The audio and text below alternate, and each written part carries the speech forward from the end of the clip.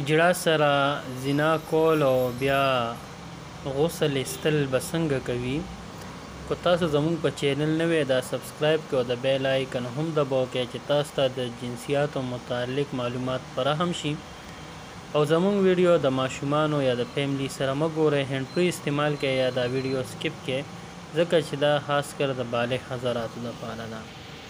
ګرانو دوستانو، ډیر به تاسو اورېدلی وي او ډیر خلک وایي هم دا خبره مشهوره ده چې کله یو اجړا سره یو انسان نه زنا وشي، الله دې ترې موږ ټولو ساتي، نو هغه بیا غسل نه وځي او په ګټه به ودرېږي او چې ګټه څو پورې ویلې شوې نه وي تر هغې پورې غسل نه وځي.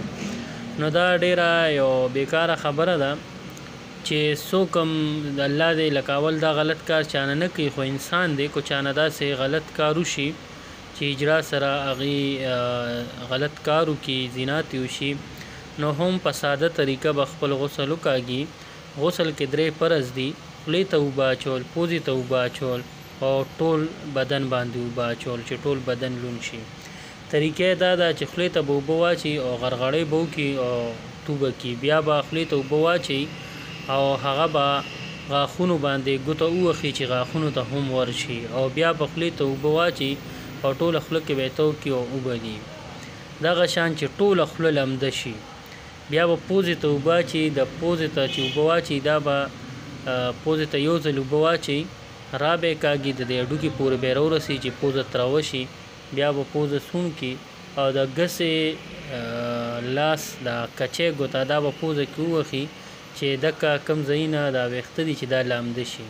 داسې به په 3 ځل هم پوزې ته اوبه واچي چې پوزه پرې ټوله لمده شي د هډوکي پورې، او بیا به ټول بدن باندې داسې اوبه واچي چې ټول بدن یې لوند شي او یو ځای پکې هم وچ پاتې نه شي.